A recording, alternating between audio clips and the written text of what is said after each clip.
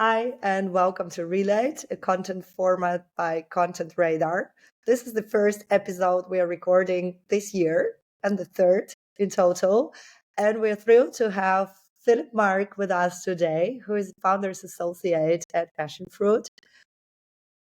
So I guess Founders Associate is something in between, someone who is kind of covering a bit of both roles. So tell us about yourself, what you do at Passionfruit. What is Passionfruit? Yeah, sure. Great to know that I'm kicking off the year. Didn't know I was doing that. But Absolutely. I'm Philip, Chief of Staff at Passionfruit. We help content creators, so YouTubers, podcasters, any channel, automate their ads business so they can focus on content. And at the same time, we also help companies find creators to work with and do creator campaigns.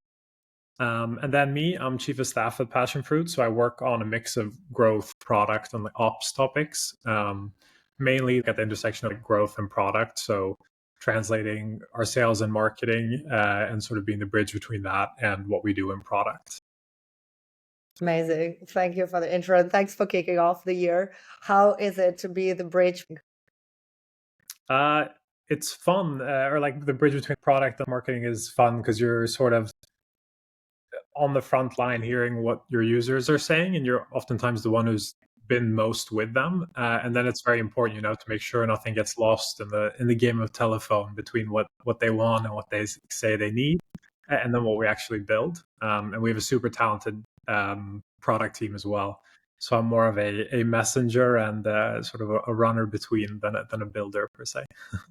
That's great. So you have the luxury to be in the user calls and conversations and kind of carry their feature requests to your product team and engineering team directly and then see how it's being implemented. Yeah. And then And even the support chats and all the Twitter stuff, the good and the bad too. So, but it's all input at the end of the day. Yeah, I'm following you on Twitter. I remember how hard you worked towards like cracking their, I don't remember, follower number 1,000 or something like that. So it's a step by step, right? So yeah, exactly. You gotta study pride. So what are your marketing channels and tactics? What is your marketing mix look like? Yeah, I think we spent a solid time. We're still discovering them, but I think the channel is a good way to look at it. Especially when we're early, we've tried to find and test different channels, but ultimately focus on the one that works best for us. And that's sort of for us become sales in terms of outreach, social media, and then SEO.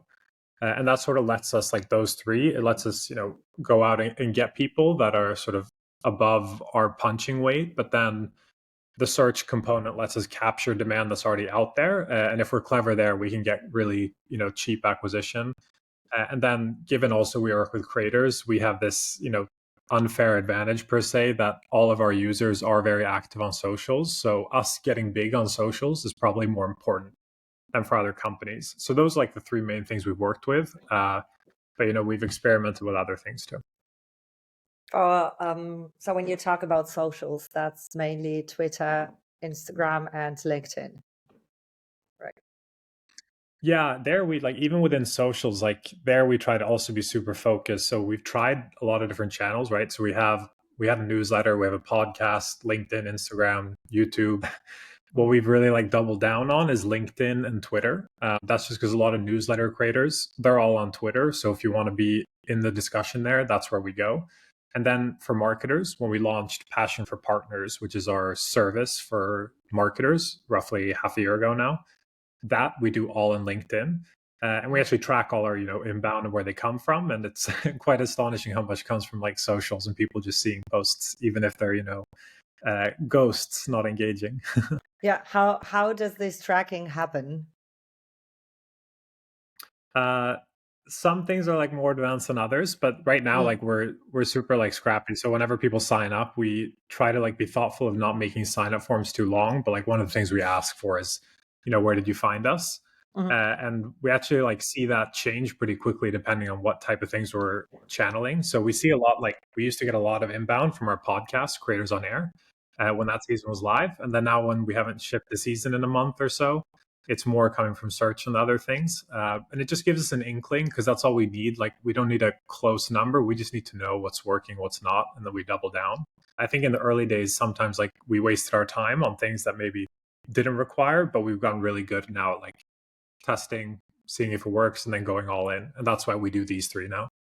Yeah. So for how long would you recommend to run such a test to like other early stage founders and chief of staffs who might be listening to this podcast? Is it, would you say it's like a couple of weeks or a month to see the trend, and if that could be an interesting channel for you? Yeah, I mean, it totally depends, right?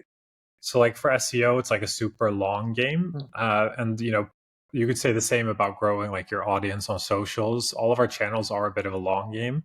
The only thing is like the sales, like the outreach, there you can sort of see what works and what doesn't. So honestly, from my perspective, in a matter of weeks, you can tell if something will work or will be big over time. If you, for example, if you post 10 LinkedIn posts in a certain type of format and you're not getting any engagement on any of those, something's probably wrong.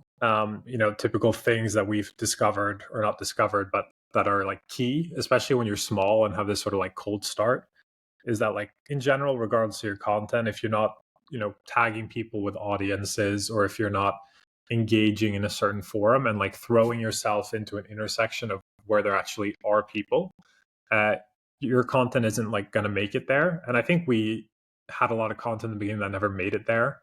But now we're getting much better and being much more intentional about it. And, not just like tagging everything under the moon, but all our content now features our users, or all of our content like this, I guess, all of our content features our users, features something that's currently going on. Or if it doesn't, it's something very pointed that like people care about. So like when we do product marketing, we do engaging motion videos, and we do these more viral type of things that sort of drive reposting and engagement from people that do actually follow us. Okay, so it's social proof, and then trying to ride this kind of a meme wave a bit.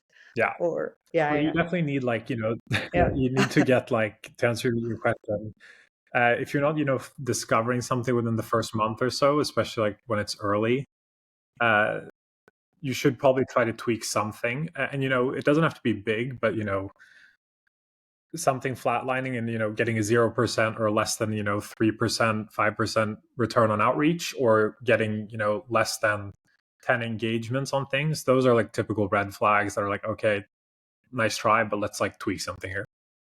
Yeah. What is the good engagement benchmark?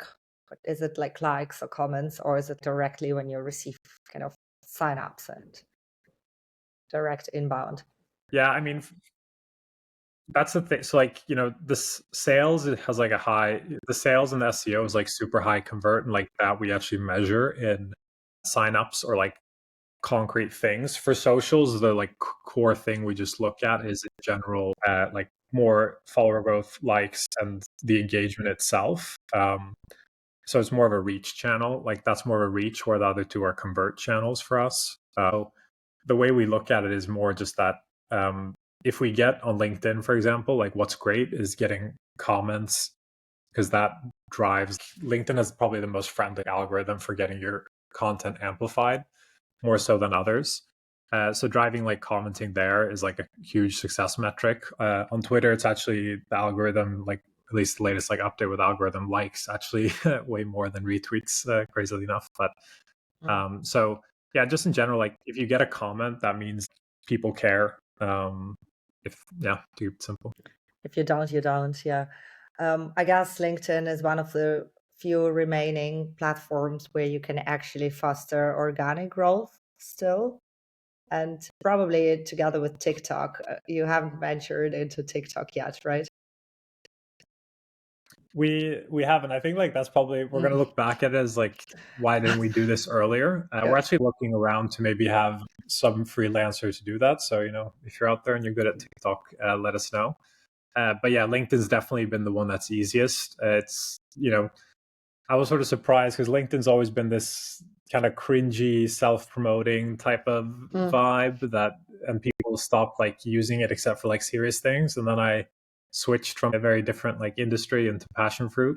And here we're all more about being a content creator on LinkedIn, and LinkedIn sort of undergoing that change, and they're doing it pretty well. And we do Absolutely. see, right, like you see, the CMO at Zapier, like all these, like the most successful people on LinkedIn are people who have like built personnel or content around what their actual experience is. And if you do that and get a big following, it's super valuable. Like one of our biggest like lead drivers is, that we're all in on like Jens, one of our co-founders. We drive his LinkedIn content. So he tries to post, once per week or something like that, both content about product and other things. And that's super important. Like if you're not doing that as a company, the level of engagement that you get on a personal post, like from a personal profile versus a company page, for us is always like in the magnitude of like 4 to 8x what it usually does in the company. So while even if like you might be reserved about using your own page to post like company content, it's definitely something that's good to do if you're in the right niche where it makes sense. Yeah. Absolutely. And people follow people. Like they like to follow cool brands, but it takes time to build a cool brand. And brand starts with founders and with the first Yeah, employees. So exactly. first customers and first users, and it all comes together.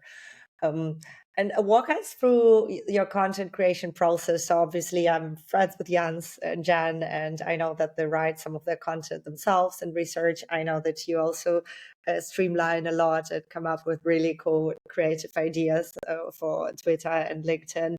How I know that you have working students and like marketing interns as well. So what's the structure of this like early stage, let's say like marketing department, and what are the steps? What do you guys start with? Does it all start with your SEO optimized blog post, or do you more go with the flow and come up with spontaneous ideas that you fuse into this visually packaged formats that you push out there on LinkedIn and Twitter and sometimes Insta as well? How are the steps? Yeah.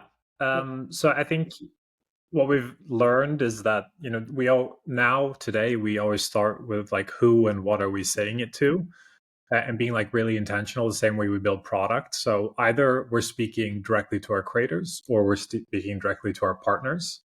And then like once we know who, we say what's the message and like what's important. And when we have that message, then it sort of diverges from, okay, is this something that we're doing, to capture traffic? Like say, like, is it going to be like an SEO type thing?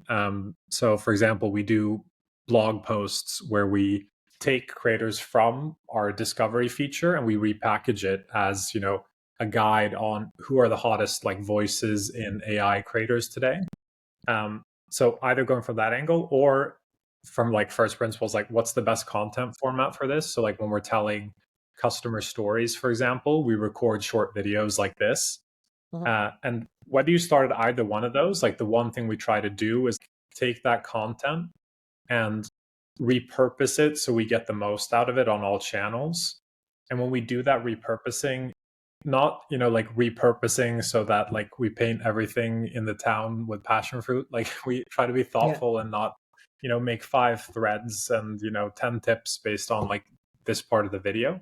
But at least an example, then, when we record these videos, we make the video and we turn that into like a short form video that we can do on LinkedIn, Twitter, Instagram. So that knocks out 3 platforms from one interview. And then we take that, if people aren't watching video, and we create one carousel with key lessons. So the video is quick, digestible. The carousel is, let's just capture your interest and just get you to stop. I think that's one of the bigger mistakes we made earlier on, which was that like we were creating pretty detailed stuff and very almost like philosophical or like academic stuff.